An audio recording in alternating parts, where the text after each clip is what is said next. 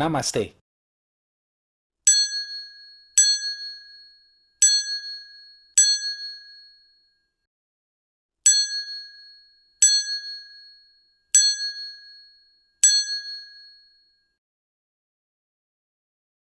Halo Movie Rangers, apa kabar kalian semua? Semoga kalian sukses dan selalu dimudahkan dalam mencari rezeki. Jangan lupa subscribe Let's Talk Movie dan follow Instagram kita ya. Malam ini Bang Jedar akan menceritakan film berbahasa Urdu yang berjudul Haider. Skor IMDb-nya 8,1. Film ini diperankan oleh aktor-aktor papan atas Bollywood, yaitu Shahid Kapoor, Shraddha Kapoor, Tabu, Irfan Khan, dan Kai Kai Menon. Film Haider adalah film India pertama yang memenangkan penghargaan Rome Film Festival di Italia. Film ini bercerita tentang seorang anak lelaki yang mencari ayahnya. Film ini sangat menguras emosi kita. Oke, langsung aja put your headset on and listen to me. अपना हमें छोड़े हिंदुस्तान, अपना हमें छोड़े पाकिस्तान, अरे कोई तो हमसे भी पूछे कि हम क्या चाहते हैं. Pemeran-pemeran film ini ada Haider sebagai pemeran utama, Dr. Hilal sebagai ayah Haider, Ghazala sebagai ibu Haider, Huram adalah adik Dr. Hilal atau pamannya Haider. Arsi sebagai kekasih Haider, Parvez adalah ayahnya Arsi yang bekerja sebagai jenderal tentara di Kashmir, Rohdar sebagai narapidana yang beruntung. Film ini mengambil background syuting di Kashmir. Kashmir adalah daerah konflik yang sudah berlangsung sejak 1947. Selama 73 tahun, Kashmir mengalami perang internal antara kelompok militan yang didukung Pakistan melawan pemerintah India. Dr. Hilal sangat mencintai Ghazala, istrinya. Mereka dikaruniai seorang anak lelaki yang cerdas dan pemberani. Anak itu bernama Haider. Haider tumbuh besar di Kashmir bersama kedua orang tuanya.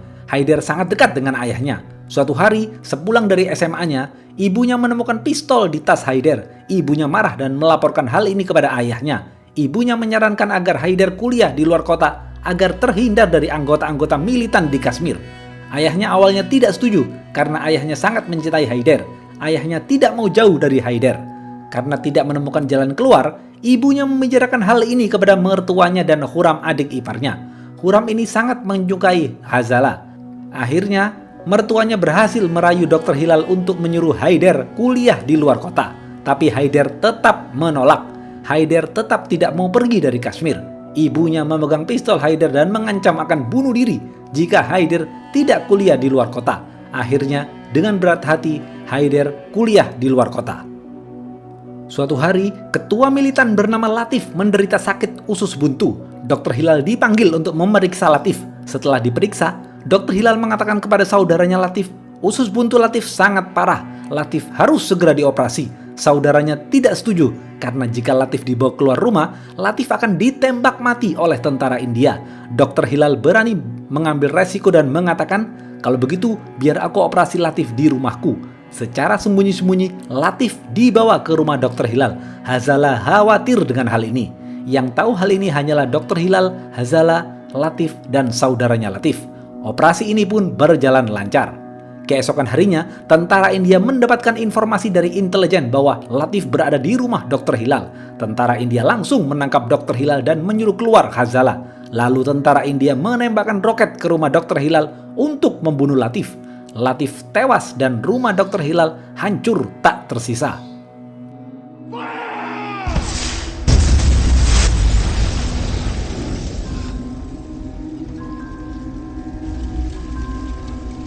Sejak saat itu, Dr. Hilal dipenjara dan dinyatakan menghilang. Beberapa hari kemudian, Haider pulang ke rumahnya. Haider menangis sedih melihat rumahnya hancur lebur. Haider pergi ke rumah Huram pamannya untuk bertemu dengan ibunya. Di sana Haider melihat ibunya dan pamannya tersenyum dan tidak bersedih hati dengan menghilangnya sang ayah. Haider kecewa dengan sikap ibu dan pamannya itu. Haider bersama Arsi mencari ayahnya ke seluruh penjuru Kashmir. Haider mencari ke setiap penjara yang ada di Kashmir tapi tidak berhasil. Haider bergabung dengan kelompok para korban yang juga kehilangan keluarganya. Haider pergi menemui Parvez, ayahnya Arsi, yang tidak lain adalah jenderal di Kashmir. Parvez tidak suka dengan Haider karena Haider berpacaran dengan Arsi. Parvez menolak membantu Haider karena ayahnya membantu kelompok militan. Tentara India membuat operasi baru bernama Operasi Kutilang. Tentara akan membuat kelompok militan versi mereka bernama Ikhwanul Muhbirin untuk melemahkan kelompok militan Kashmir yang anti pemerintah. Agar sesama kelompok militan saling bunuh. Tentara India akan memberikan bantuan uang, senjata, dan intelijen kepada Ikhwanul Mukhbirin. Satu mayat anggota militan anti pemerintah yang dibunuh tentara atau Ikhwanul Mukhbirin akan dihargai 19 juta rupiah oleh pemerintah. Disinilah tentara dan Ikhwanul Mukhbirin memainkan perannya untuk berbisnis. Haidar masih terus mencari ayahnya ke seluruh penjuru Kashmir. Khurram maju sebagai pemilihan calon bupati di Kashmir. Khurram ingin memperbaiki sistem di sana. Khurram berjanji kepada Haidar, jika nanti terpilih menjadi bupati, dia akan mencari dan membebaskan ayahnya Haidar yang tidak lain adalah kakak kandungnya sendiri. Khurram mengatakan itu sambil menangis di depan Haidar. Keesokan harinya, Khurram mulai berkampanye di beberapa tempat. KPU menyiapkan segalanya untuk mengadakan pemilu. Setelah melakukan perhitungan suara, KPU memutuskan Khurram sebagai pemenang.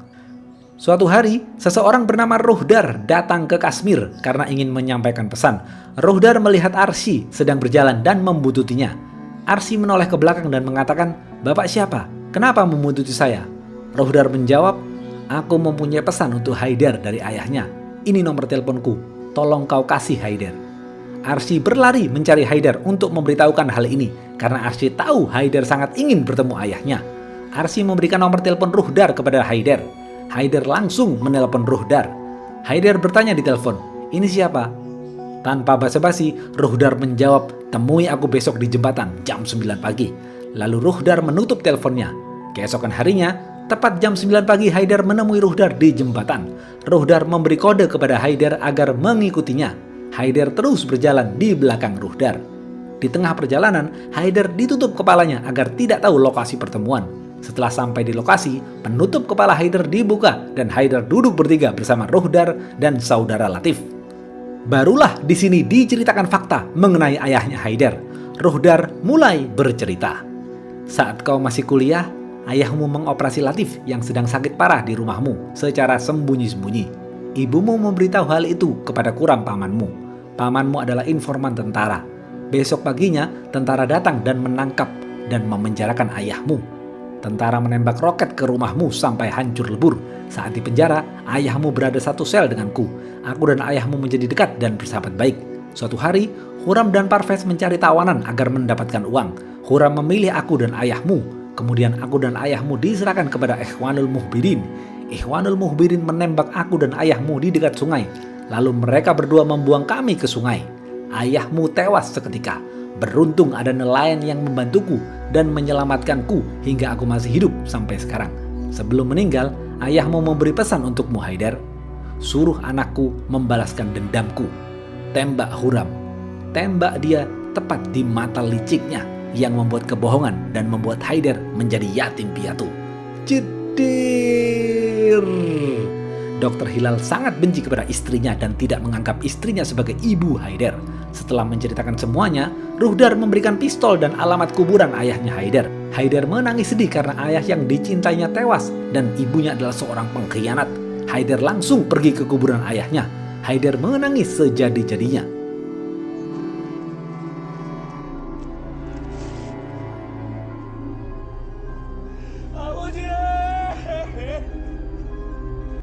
Haidar bertekad untuk balas dendam. Haidar merenung dan pergi ke sungai tempat ayahnya dibuang. Kemudian Haidar menceburkan dirinya ke sungai agar merasakan apa yang ayahnya rasakan sebelum meninggal. Besok pagi, Haidar potong rambut untuk mengubah penampilannya. Haidar menjadi periang, lebih sering tersenyum kepada semua orang. Dari luar, orang menilai Haidar pemuda yang bahagia karena selalu menebar senyum, tapi di dalam hatinya terdapat api dendam yang membara. Khurram meminta untuk bertemu dengan Haidar karena ingin membicarakan hal penting. Pamannya mengatakan sambil menangis kepada Haidar, "Ayahmu tewas karena dibunuh oleh rekannya sendiri di penjara. Pembunuh ayahmu adalah Ruhdar. Dia adalah agen Pakistan." Haidar berpura-pura mendengarkan dan percaya. Haidar tahu Khurram berbohong. Khurram sangat pintar berakting. Sore harinya, Haidar pergi menemui Arsy. Mereka melakukan quality time bersama. Haidar sangat mencintai Arsy, begitupun juga Arsy yang sangat mencintai Haidar. Haidar mengatakan kalau dia mempunyai pistol dan dia akan membunuh Khurram pamannya. Arsy melarang Haidar melakukan hal itu, tapi Haidar hanya diam saja. Tanpa sepengetahuan Haidar, Khurram mengadakan acara lamaran untuk meminang Ghazala yang tidak lain adalah kakak iparnya sendiri. Ghazala pun menerima lamaran Khurram. Haidar semakin membenci ibunya, tapi Haidar tetap tersenyum dan tidak menunjukkan dendamnya pada Khurram. Beberapa hari kemudian, Huram menikahi ibunya Haidar. Di hari pernikahan ibunya, Huram mengatakan kepada Haidar, "Aku tahu kamu punya pistol, Haidar. Kau ingin membunuhku." Haidar marah mendengar hal itu karena hanya Arsy yang tahu tentang pistol itu. Artinya, Arsy memberitahu hal itu kepada Parvez dan Parvez memberitahu kepada Khurram. Seluruh tentara mengejar Haidar karena Haidar menjadi target operasi. Tapi akhirnya Haidar berhasil lolos. Secara diam-diam, Haidar mengambil pistolnya dan mencoba menembak Khurram tepat di kepalanya. Tetapi Khurram sedang berdoa di musola.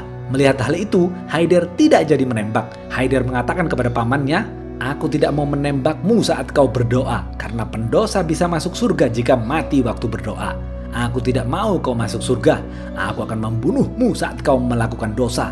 Aku akan menembakmu tepat di mata licikmu yang membuat aku menjadi yatim piatu." Tiba-tiba, Parvez datang bersama anak buahnya. Mereka menangkap Haidar. Haidar dibawa ke dalam mobil bersama anak buah Parvez. Parvez menyuruh anak buahnya untuk menembak Haidar di hutan dan membuangnya ke sungai. Di tengah perjalanan, mobilnya oleng karena menabrak batu. Haidar berhasil melebut pistol anak buah Parvez. Anak buah Parvez berlari ketakutan. Haidar terus mengejarnya. Anak buah Parvez terjatuh. Haidar memegang pistol, tapi Haidar memilih memukulnya dengan batu hingga tewas.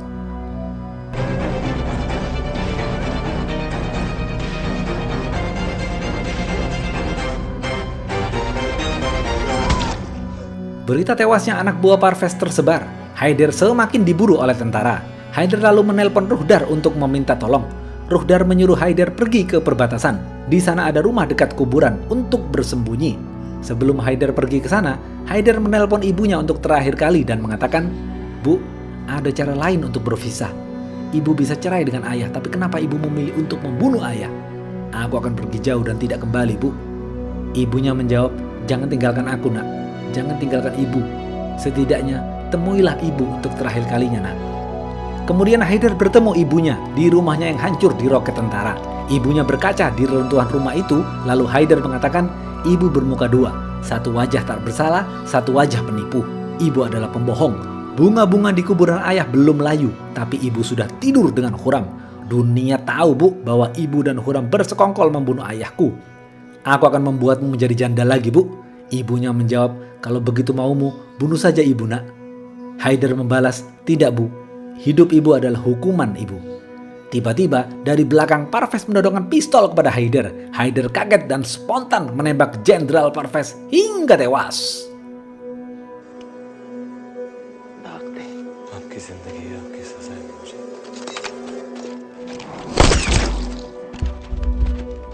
Haidar membunuh seorang jenderal. Haidar semakin diburu. Haidar terus berlari dan bersembunyi di rumah dekat perbatasan. Di sana, Haidar tinggal bersama 3 orang kakek. Abangnya Arsy menangis sedih melihat jenazah ayahnya. Abangnya Arsy marah dan ingin membunuh Haidar.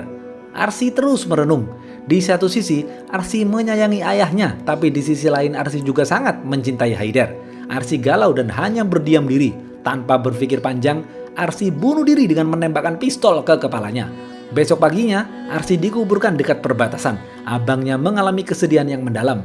Baru kemarin menguburkan ayahnya, sekarang dia harus menguburkan adiknya. Haidar berada di rumah persembunyiannya dekat kuburan. Haidar melihat dari jendela ada kerumunan di kuburan.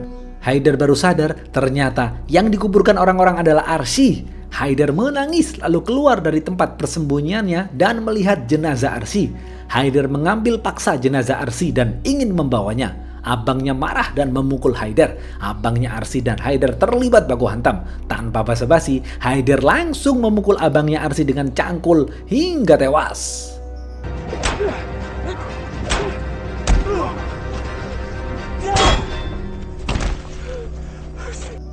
Haidar terus menangis sambil memeluk jenazah Arsy di tempat persembunyiannya.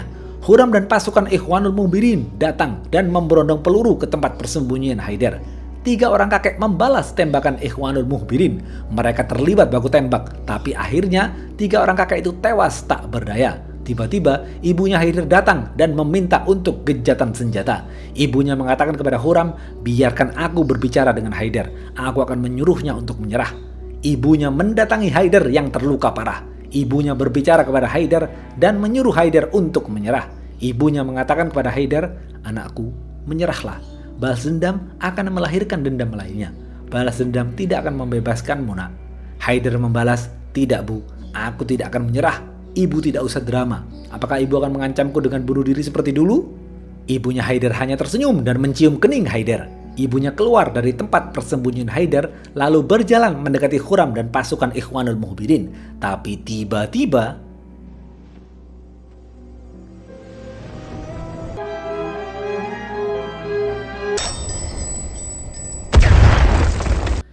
ibunya melakukan bom bunuh diri. Haider berlari dan menangis di depan mayat ibunya yang terbakar. Seluruh pasukan Ikhwanul Mukhbirin tewas seketika. Khurram menangis sedih karena Khurram sangat mencintai Ghazala. Khurram masih hidup. Khurram berjalan merangkak karena terluka parah.